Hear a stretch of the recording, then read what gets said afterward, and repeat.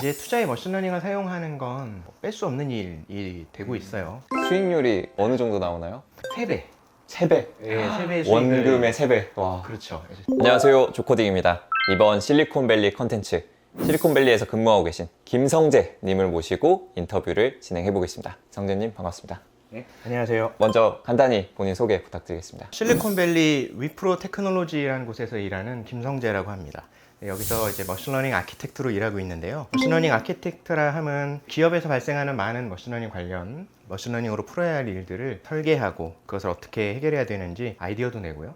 그걸 바탕으로 실제 구현해서 서비스까지 해드리는 그런 일을 총괄하는 그런 자리를 말합니다. 미국은 어떻게 오시게 되셨나요? 미국에 오기 전에 저는 한국에서 삼성전자에서 일을 했어요. 네, 뒤에도 말씀을 드리겠지만 이제 회사에서 일하는 동안 누구나 다 그렇지만 미국 생활에 대한 동경 아니면 실리콘밸리라는 큰 세계의 트렌드를 좌지우지하는 이런 곳에서의 근무 경험 이런 것도 해보고 싶었거든요. 회사에서 일을 하면서 미국 기업에 지원을 해보게 됐어요. 참 쉽지 않은 결정이었고 일단은 처음에는 시작은 좀 간단했는데 해보니까 점점 욕심이 나더라고요. 네, 그래서 미국 회사에 지원을 하고 운이 좋아서 가끔 이제 인터뷰 기회가 오면 또 인터뷰도 보고 이런 생활을 좀 계속했습니다. 합격하기까지 어느 정도 지원하셨나요? 한 100개도 넘게 지원했던 것 같아요. 100개. 와. 네, 지금 한국에 많은 분들이 100개, 200개, 500개 지원하시는 분들도 많이 계신데 역시나 마찬가지로 미국이라는 새 관문을 뚫기 위해 굉장히 많은 노력이 또 있었습니다. 이전에는 삼성전자에서 반도체 쪽으로 계시다가 지금은 좀 미국의 머신러닝 쪽으로 일을 하고 계세요.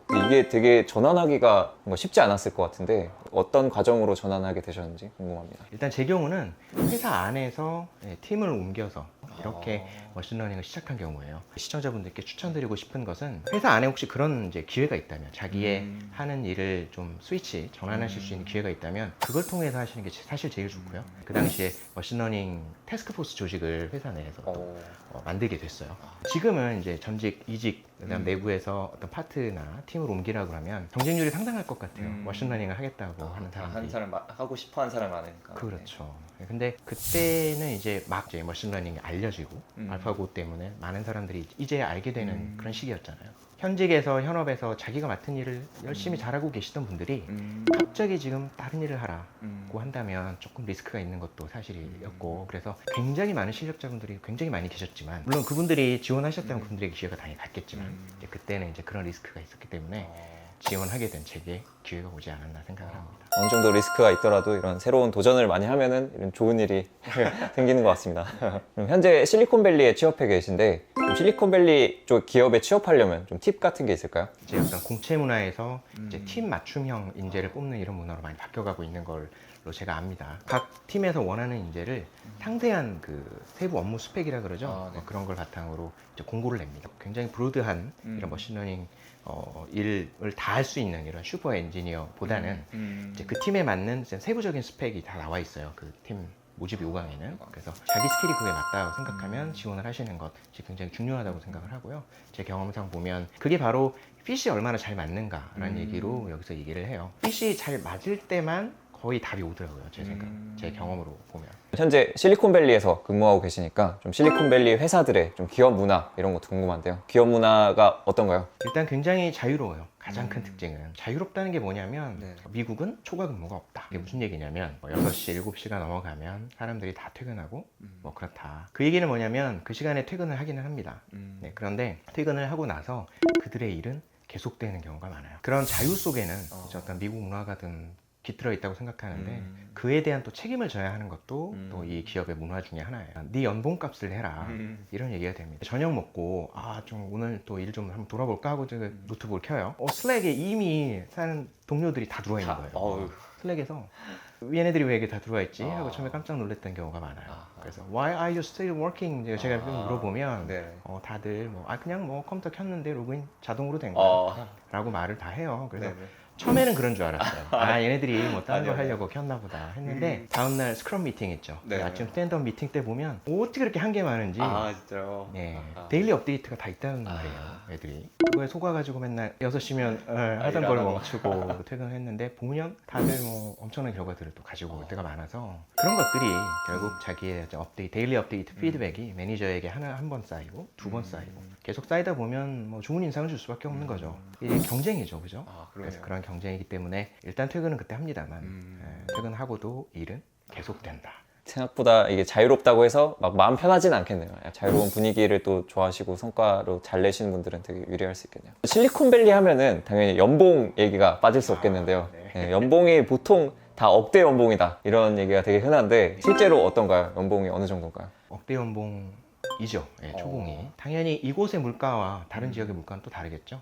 그래서 여기서 들어가는 생활비나 여러 가지 이제 비용들이 상당하기 때문에 그걸 반영한 그 결과라고도 볼 수가 있겠어요. 물가가 굉장히 많이 올랐죠. 네, 기름값도 엄청나고 하는데 더 많은 연봉을 제한하지 않을까 그렇게 싶습니다. 계속 올라가는 추세인가요? 그렇죠. 이제 물가가 오르니 연봉도 오르고 그렇습니다. 또 연봉이 올라가는 만큼 집값도 계속 올라가고 있다고 들었는데 요즘 어떤가요? 실리콘밸리 전체 집값이 어떤가요? 또 정확한 정보를 좀 드려야 돼서 제가 이렇게 오기 전에 집값을 한번 조사를 좀 해보고 왔어요. 조사까지. 네, 그때 제가 이제 엑셀로 해서 평균을 상대해 보니까 이 지역 근처의 집값의 평균은 한국의 용산 정도의 실리콘밸리 집값이 엄청나다고 다들 들으셨겠지만 그 이제 집값의 평균이 용산 정도 되는 이유는 평당 평균입니다. 그 이곳의 집들은 다들 규모가 엄청나게 크기 때문에 그래요. 수십억대이다 이렇게 좀 말씀드릴 수가 있겠고요. 그럼 현재 계신 곳이 위프로라는 회사인데 다른 회사에 파견 근무를 한다고 들었어요. 근데 그 중에서 지금 애플 헤드쿼터 쪽에 파견돼서 일을 하시다고 들었는데 애플에 근무하시면 어떤가요? 당연히 너무 좋죠. 네.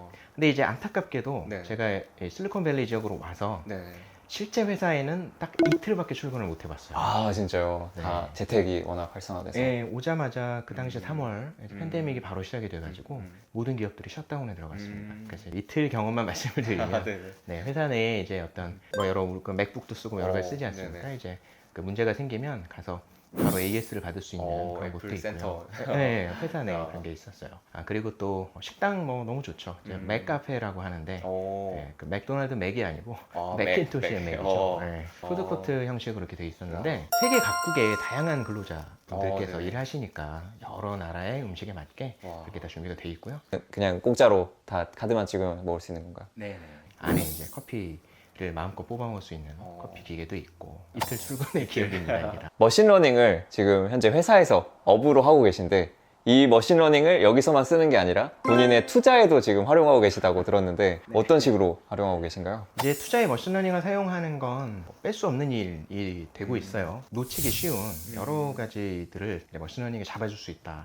저는 이렇게 보고 있고요. 실제 적용해 보니까 적용 결과가 꽤 괜찮게 나올 때도 가끔 있어서 머신러닝 알고리즘과 기존에 해왔던 많은 알고리즘, 투자 관련 알고리즘을 결합해서 이제 투자에 활용하는 식으로 자체 펀드라 그러면 좀 그렇지만 하여튼 자체 자금을 좀 운용을 하고 있어요. 수익률이 궁금한데요. 수익률 어느 정도 나오나요? 콕 집어서 말씀드릴 수는 뭐 없어요, 사실. 왜냐면 이제 과거의 수익률이기 때문에 이게 결코 미래를 담보하지 않습니다. 그거 굉장히 중요한 말이죠. 그래서 이제 참고는 될 수 있겠죠. 그렇죠. 그러면 한때는 뭐 3배. 3배. 예, 3배 수익을. 원금의 3배. 와. 그렇죠. 그래서 그것만 듣고 그렇게만 이해하시면 안 돼요. 투자를 한다는 건 굉장한 리스크와의 싸움이에요. 절대적인 수익률만을 저도 그렇게 말씀드릴 수는 없는 거고 이제 왔다 갔다 하지만 이제 평균 수익률은 플러스다. 이 정도만 말씀드리면 좋겠네요. 와, 그러면 뭐 이렇게 300% 수익률 나는 거 보면은 뭐 회사에 접고 그냥 은퇴하고 이것만 하고 싶지 않으신가요? 가끔 일하다가 재택근무하니까 지금은 일하다가 뒷목을 잡고 쓰러지는 일이 가끔 있어요. 왜냐면 수익이 너무 많이 나서 너무 수익률이 높게 나와서 그럴 때는 지금 제가 이 일을 왜 해야 되지 하는 생각이 들 때도 있죠. 그러면 전체적으로 기본 원리 어떤 방법으로 적용을 하신 건가요? 예, 제 경우는 이제 머신러닝을 이용을 해서 투 트랙으로 이루어지고 있어요. 하나는 이제 제가 더 잘하는 부분은 파생 상품 투자인데요. 파생 상품의 선물과 옵션 상품을 이용해서 일정 부분의 자금을 먼저 운용하고요. 그걸 바탕으로 아까 말씀드렸던 큰 수익을 여기서 보통 내게 돼요. 물론 이제 여러분도 잘 걸러서 들으셔야 되겠지만 수익이 크면 어떻습니까? 리스크도 크다는 얘기죠. 그러니까 또 반대로 손실이 많이 날 때도 있고 그렇기 때문에 여기서 시드를 많이 늘리지 않는 게 중요해요. 그래서 일단 소규모 자금을 이제 이런 파생 상품으로 운용을 하고 있고요. 거기서 나온 수익을 이제 중규모 자금으로 옮겨서 그 자금을 여러 펀드 상품처럼 제가 이제 하나를 만들어서 그 안에서 분산 투자의 방법이죠. 네, 그래서 그 안에서 이제 운용을 하고 있습니다.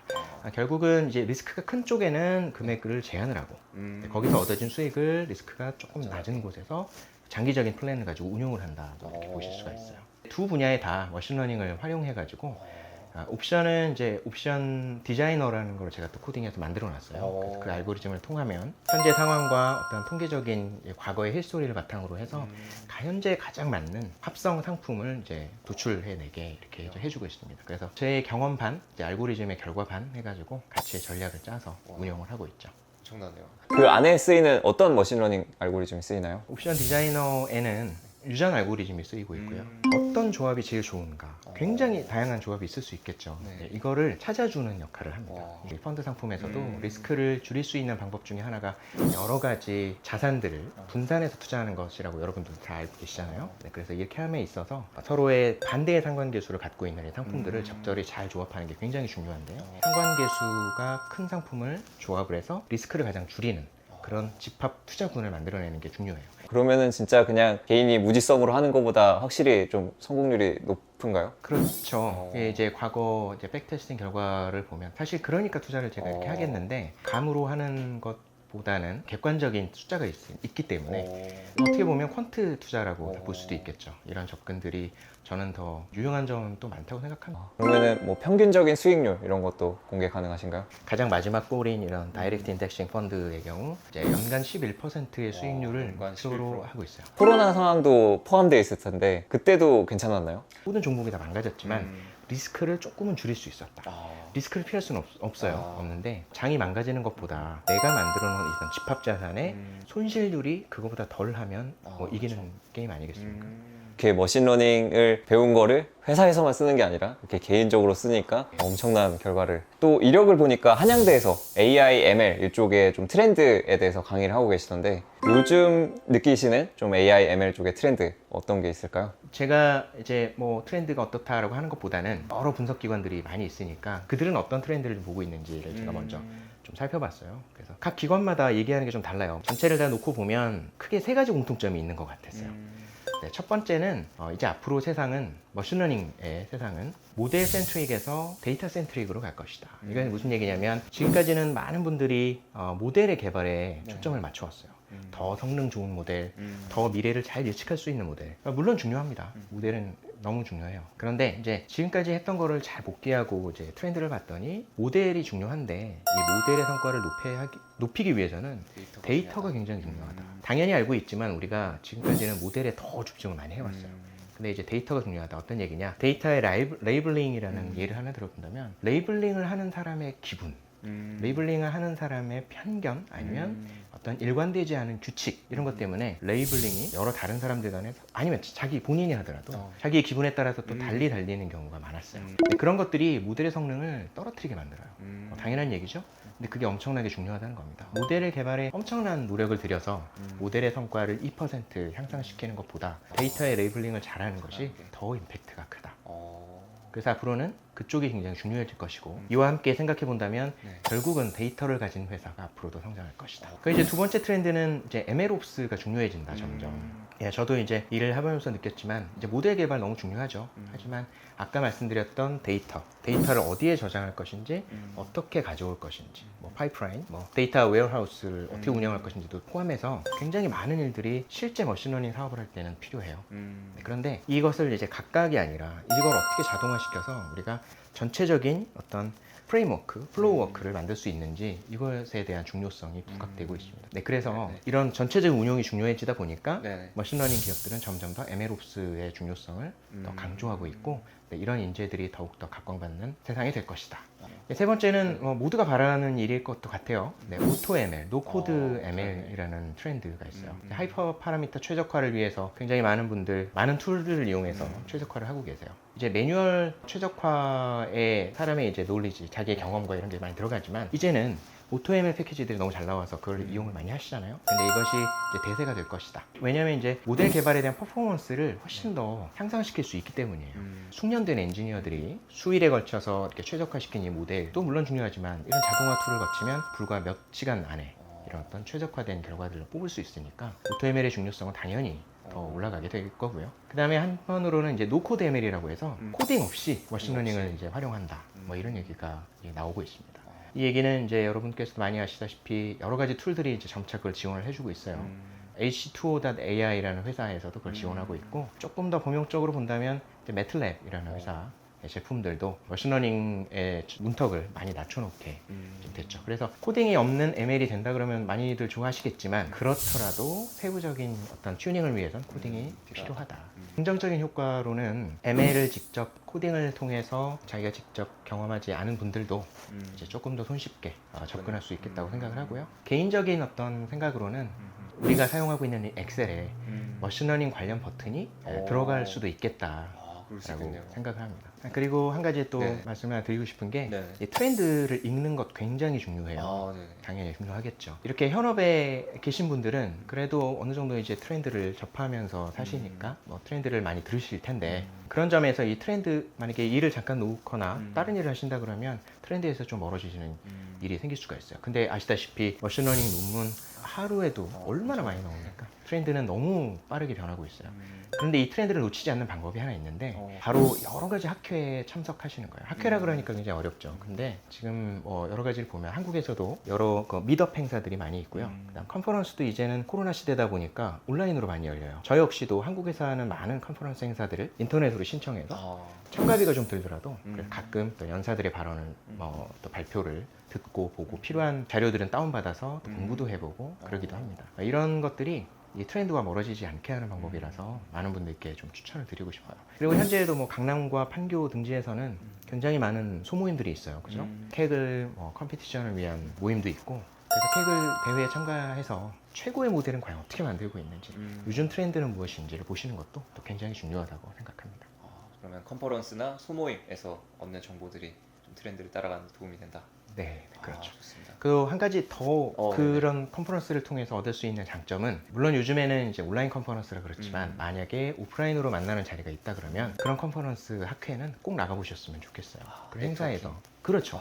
사람들 간의 네트워킹을 통해서 그분들과 그 자리에서 많은 이야기를 나누지 못하더라도 그런 연사분들의 이메일을 받고 아니면 서로 인사만 드린 상태에서도 나중에 링크트인이나 여러 다른 플랫폼들을 통해서 좋은 네트워킹을 할 수 있다는 것. 꿀팁 감사합니다. 머신러닝 쪽 외에도 또 다른 실리콘밸리에서 요즘 뜨고 있는 트렌드가 있다면 어떤 게 있을까요? 지금 갑자기 급부상하고 있는 게 있어요. 갑자기는 아니죠. 네, 예전부터. 근데 이제 성장세가 너무 가팔라서 보고 있는 게 바로 양자 컴퓨팅입니다.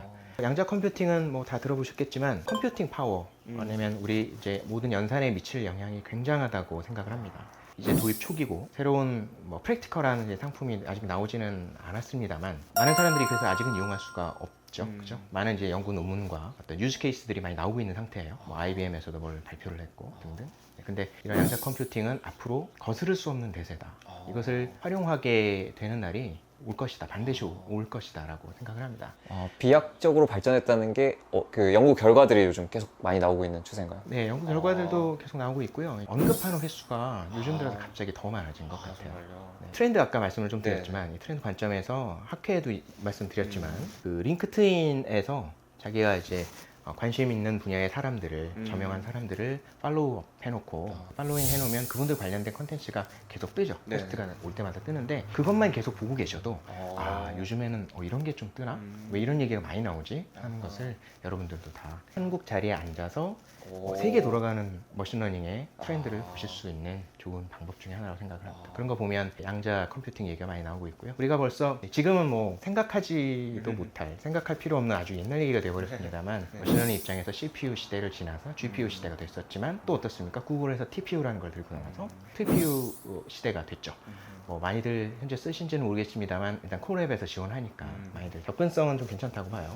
그렇지만 우리가 TPU 머신을 직접 사진 않으니까 그런 것처럼 이제는 또 양자 컴퓨팅이 그 자리를 또 대신할 것이다 라고 생각을 합니다. 그러면 앞으로 성재님의 목표는 어떻게 되시나요? 저는 이제 정말 운 좋게도 감사하게도 최근에 이 인터뷰를 준비하는 기간 동안에 제가 새 회사에 지원을 해서 합격을 하게 됐습니다. 축하드립니다.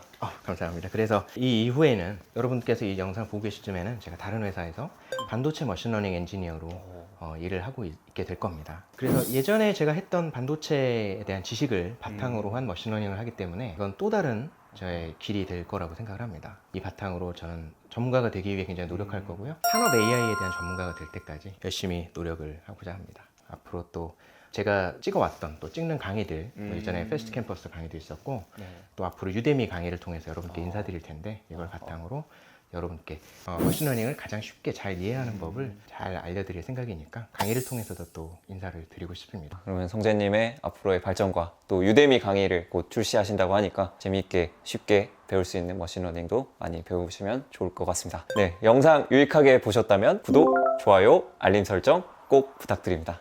네, 감사합니다.